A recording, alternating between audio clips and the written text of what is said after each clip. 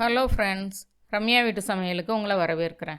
இன்றைக்கு சூப்பராக சாஃப்டான ஒரு பூரியும், நல்லா புஷு புஷுன்னு வரணும், அதே மாதிரி சாஃப்டாகவும் இருக்கணும், அந்த மாதிரி ஒரு பூரியும், அதுக்கு மேட்சாக ஒரு கிழங்கு கூட்டும் பண்ண போகிறோம். எங்கள் வீட்டு ஸ்டைலில் நான் உங்களுக்கு செஞ்சு காமிக்கிறேன். நீங்களும் இதே மாதிரியே செஞ்சு பாருங்கள். ஃபஸ்ட்டு பூரிக்கு மாவு வரவிடலாம். ரொம்ப சாஃப்டாக இருக்கும். நீங்கள் இதே மாதிரி பூரிக்கு மாவு வரவுனீங்க அப்படின்னா, நான் 450 கிராம் மாவு எடுத்துருக்கிறேன். 2 கப்பு மாவு, அதாவது மைதா மாவு. அது கூட 2 டேபிள் ஸ்பூன் அளவுக்கு கோதுமை மாவு சேர்த்துருக்குறேன். கோதுமை மாவு சேர்க்கும்போது பூரியோட கலர் உங்களுக்கு கரெக்டான கலரில் வரும். இல்லை அப்படின்னா பூரி ரொம்ப வெள்ளையாக இருந்த மாதிரி இருக்கும். உப்பு, தேவையான உப்பு சேர்த்துக்கலாம். 1 டீஸ்பூன் அளவுக்கு நான் உப்பு சேர்த்துருக்குறேன் இந்த மாவுக்கு. இப்போ இது எல்லாத்தையுமே நல்லா கையால் கலந்து விட்டுக்கோங்க. உப்பு அந்த கோதுமை மாவு மைதா மாவோடு நல்லா சேர்ந்து வரணும். அந்த மாதிரி கலந்து விட்டுக்கோங்க.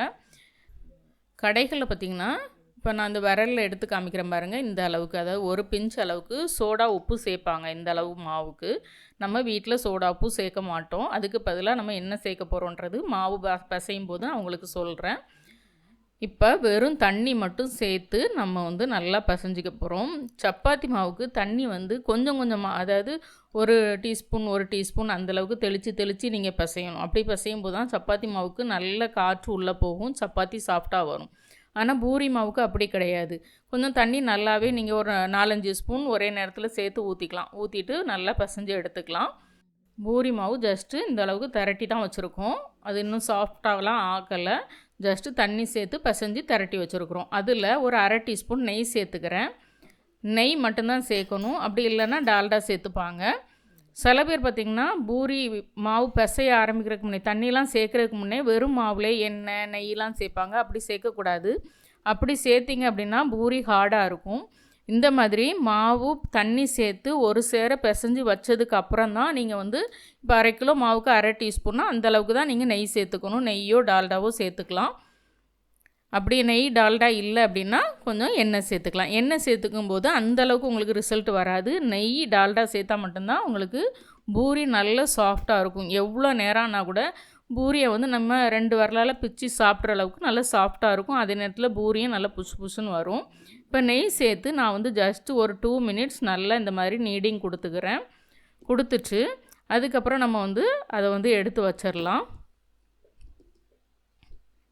இங்கே பாருங்கள், இப்போ ரஃப்பாக நான் 2 நிமிஷம் நெய் சேர்த்து எல்லா பக்கமும் நெய் படுற மாதிரி பசைஞ்சிட்டு எடுத்து மூடி வச்சுட்டேன். ஜஸ்ட்டு ஒரு 5 நிமிஷம் மூடி வச்சுருந்தா போதும். 5 நிமிஷத்துக்கு அப்புறம் திரும்பவும் ஒரு 3 நிமிஷம் இந்த மாதிரி நம்ம நல்லா நீடிங் கொடுக்கணும். நல்லா ஃபோல்டு பண்ணி நீடிங் கொடுக்கும்போது என்ன ஆகும், மாவு நல்லா ரப்பர் மாதிரி இழுக்காது. அதே நேரத்தில் உள்ளே நல்லா காற்று போகும். காற்று நல்லா போகணும் மாவுக்குள்ள. அப்படின்னா தான் உங்களுக்கு பூரி சுடும்போது நல்லா எலும்பி வரும். இதே தான் நம்ம சப்பாத்தி பண்ணும்போதும் இதே மாதிரி தான் நம்ம நீடிங் கொடுப்போம். ஆனால் தண்ணி ஊற்றி பசைகிறதுல மட்டும் கொஞ்சம் சின்ன வித்தியாசம். அதில் கொஞ்சம் கொஞ்சமாக தான் தண்ணி ஊற்றி பசையணும். இதில் பூரி மாவுக்கு அப்படி கிடையாது. ஒரு 5-6 ஸ்பூன் நல்லா கையில் ஊற்றிட்டு மொத்தமாக நம்ம திரட்டிட்டு நம்ம நெய் போட்டு இதே மாதிரி பசைஞ்சு ஒரு 5 நிமிஷம் ஊற வச்சுட்டு அதுக்கப்புறம் திரும்ப ஒரு 2-3 நிமிஷம் இந்த மாதிரி நல்லா ஃபோல்ட் பண்ணி நீடிங் கொடுத்துட்டு மாவு இங்கே பாருங்கள், இந்த மாதிரி 2ஆக நான் உடச்சி எடுக்கிறேன், பிச்சு எடுக்கிறேன். அது ரப்பர் மாதிரி இழுக்கலை. உடனே அது அப்படியே வந்துருச்சு பாருங்கள். ரப்பர் மாதிரி இழுத்துச்சு அப்படின்னா அது பரோட்டா மாவு மாதிரி தான் இருக்கும். அது பரோட்டாவுக்கு தான் உங்களுக்கு அதில் இருக்க க்ளூட்டன் நல்லா இழுத்து வரணும். இதே இது பூரிக்கு க்ளூட்டன் நல்லா இழுக்கக்கூடாது. இழுத்துது அப்படின்னா பூரி சவுக்கு சவுக்குன்னு இருக்கும், நல்லா சாஃப்டாக இருக்காது. இப்போ நான் இந்தளவுக்கு பூரியை திரட்டி எடுத்ததுக்கப்புறம் நான் சின்ன சின்ன பால்ஸாக நான் போட்டுக்கிறேன். போட்டு இந்த மாதிரி கைகளில் வச்சு நல்லா உருட்டி எடுத்து வச்சுக்கோங்க. இந்த 1/2 கிலோ மாவில் பார்த்திங்கன்னா ஒரு 15, 16, 18 பூரி வரைக்கும் நீங்கள் சைஸை பொறுத்து செஞ்சுக்கலாம். பூரி நம்ம சின்ன சின்னதாக தான் நம்ம உருட்டுவோம். அதனால் 15லேருந்து இப்போ ஒரு 18 பூரி வரைக்கும் எனக்கு வரும். இப்போ நான் பூரியெல்லாம் உருட்டிட்டு இந்த மாதிரி மூடி வச்சுக்கிட்டேன். அப்படி இல்லைன்னா ஈரத்துணி போட்டு கூட மூடி வச்சுக்கலாம். கீழே நான் நியூஸ் பேப்பர் போட்டிருக்கிறேன். ஏன்னா அதில் மாவு நம்ம போட்டு திரட்டும் போது கீழே டஸ்ட் ஆகும், நமக்கு க்ளீன் பண்ணுறது ஈஸியாக இருக்கும். அதனால் நான் எப்போவுமே சப்பாத்தி பூரி பண்ணேன்னா கீழே நியூஸ் பேப்பர் போட்டுப்பேன். ஸ்லாப்பில் போட்டுட்டு தான் நான் இந்த மாதிரி திரட்டிப்பேன். ஒவ்வொரு பூரியாக எடுத்துகிட்டு நல்ல சின்ன ரவுண்டாக நம்ம மாற்றி மாற்றி போட்டு உருட்டி எடுத்துக்கலாம். மாவு போட்டு திரட்டும் போது கொஞ்சமாக மாவு போட்டுக்கோங்க, ரொம்ப மாவு போடாதீங்க.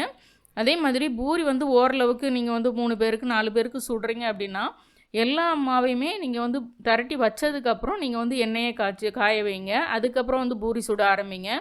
அப்படின்னா தான் உங்களுக்கு எண்ணெய் ரொம்ப தீஞ்சு போகாது. டக்கு டக்குன்னு போட்டு எடுத்துடலாம். ஏன்னா பூரி வந்து நம்ம ஹை ஃப்ளேமில் தான் நம்ம சுட்டு எடுப்போம். அதனால் ஃபஸ்ட்டு வந்து நம்ம வந்து எல்லா பூரியுமே இந்த மாதிரி சின்ன சின்னதாக திரட்டி எடுத்து வச்சுக்கலாம். சின்ன ரவுண்டு, இந்த ரவுண்டு போதும் உங்களுக்கு. நம்ம கடைசியாக அரை ஸ்பூன் நெய் சேர்த்துருக்கிறதுனால பூரி நல்லா பஃப்னு எலும்பி வந்தாலும் சரி, வராட்டாலும் சரி, பூரி வந்து எவ்வளோ நேரம் ஆனாலும் அது நல்ல சாஃப்டாக இருக்கும். நீங்கள் காலையில் சுட்ட பூரியை சாயந்தரம் நீங்கள் எடுத்து சாப்பிட்டிங்கனாலும் நல்ல சாஃப்டாக இருக்கும்.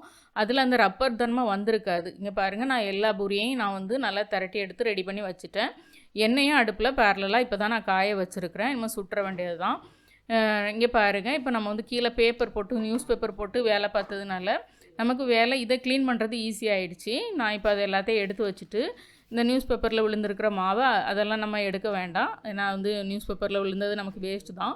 அதை அப்படியே நம்ம ஃபோல்ட் பண்ணி நம்ம தூர போட்டுடலாம். இப்போ நமக்கு ஸ்லாபும் வந்து திரும்ப க்ளீன் பண்ணணும்னு அவசியம் கிடையாது. லைட்டாக அந்த ஃப்ரண்டில் விளிம்பில் விழுந்திருக்கிறது மட்டும் நம்ம தொடச்சிக்கிட்டால் போதும். இப்போ நமக்கு எண்ணெய் காஞ்சிருச்சு. நம்ம வந்து பூரியை போட்டதும் நல்ல சூடான எண்ணெயில் தான் பூரியை போடணும். சூடு இல்லாமல் நீங்கள் வந்து வெதுன்னு இருக்கும்போது அல்லது மிதமான நல்ல சூட்டில் நீங்கள் வச்சுட்டு நீங்கள் பூரியை போட்டிங்க அப்படின்னா பூரி எலும்பி வரும், ஆனால் ஹார்டாக இருக்கும்.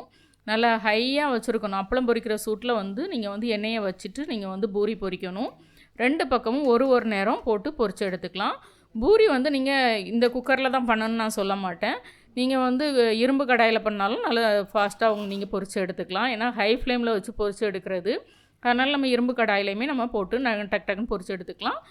இப்போ நம்ம பூரியெல்லாம் சுட்டு முடிச்சாச்சு. அடுத்து வந்து கூட்டு பண்ணிடலாம். ஒரு 4 டேபிள் ஸ்பூன் எண்ணெய் சேர்த்துருக்குறேன். கடுகு, ஒரு 6 பச்சை மிளகா, 2 கொத்து கருவேப்பிலை.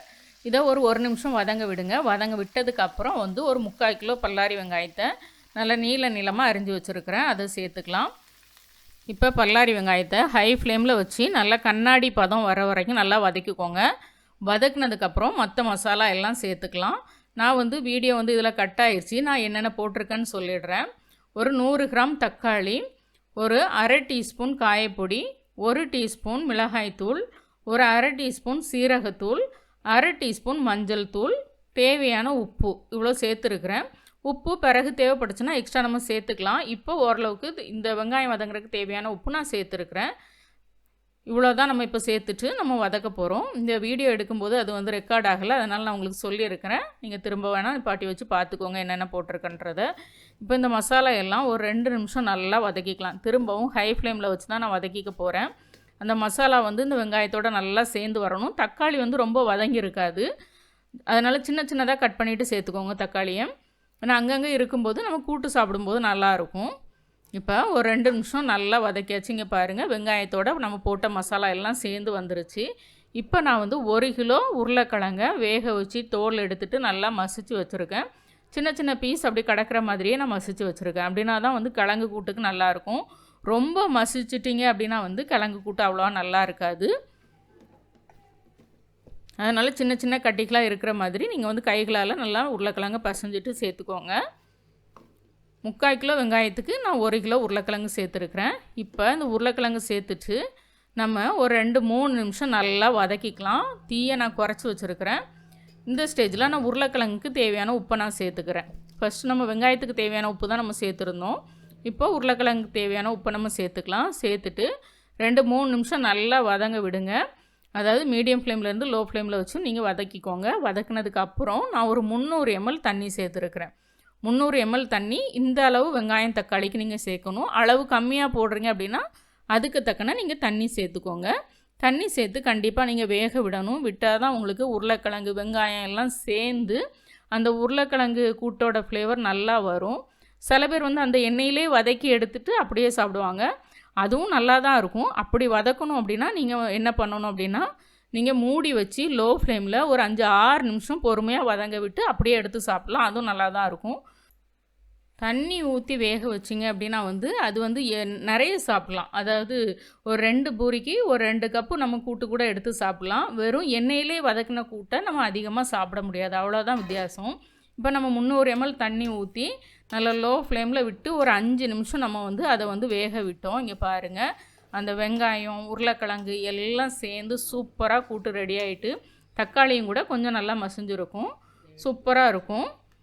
இதில் காரம் பார்த்திங்கன்னா நான் 1 டீஸ்பூன் மிளகாத்தூள் போட்டிருக்கிறேன், 6 பச்சை மிளகா போட்டிருந்தேன். இதை நீங்கள் வந்து குறைக்கணுன்னா நீங்கள் கொஞ்சம் குறைச்சிக்கலாம்.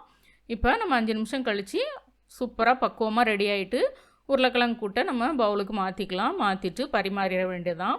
கண்டிப்பாக இதே மாதிரியே ட்ரை பண்ணுங்கள். பூரியில் வந்து சின்ன ஒரு டிப்ஸ் தான் கொடுத்துருக்குறேன். அதாவது பூரி மாவு தண்ணி ஊற்றி பிசைஞ்சதுக்கப்புறம் திரட்டினதுக்கப்புறம் ஒன்று சேர்ந்ததுக்கப்புறம் நான் சேர்த்துருந்த அந்த 1/2 கிலோ மாவுக்கு நீங்கள் வந்து ஒரு 1/2 டீஸ்பூன் நெய் விட்டு நீங்கள் பிசையணும். பிசைஞ்சிட்டு ஒரு 5 நிமிஷம் ஊற வச்சுட்டு அதுக்கப்புறம் ஒரு 2-3 நிமிஷம் நல்லா நீடிங் கொடுத்துட்டு அதுக்கப்புறம் நீங்கள் வந்து பூரியை உடனே திரட்டிட்டு சுட்டிங்கன்னா நல்ல புஷ்ஷுன்னு வரும். அதே நேரத்தில் வந்து பூரி வந்து நல்லா சாஃப்டாகவும் இருக்கும். எவ்வளோ நேரம்னாலும் பூரி சாஃப்டாக இருக்கும். அதுதான். அதே மாதிரி கிழங்கு கூட்டும் இதே மாதிரி தண்ணி ஊற்றி நீங்கள் வேக வச்சிங்க அப்படின்னா வந்து கிழங்கு கூட்டு வந்து கொஞ்சம் அதிகமாக சாப்பிடுவாங்க. வீட்டில் சாப்பிட்றவங்க 2 பூரி சாப்பிட்டா கூட கொஞ்சம் கிழங்கு கூட்டு அதிகமாக சாப்பிடும்போது நல்ல ஃபில்லிங்காக இருக்கும். இதே நீங்கள் வெறும் எண்ணெயிலே போட்டு புரட்டி எடுத்தீங்க அப்படின்னா கிழங்கு கூட்டு அதிகமாக சாப்பிட முடியாது.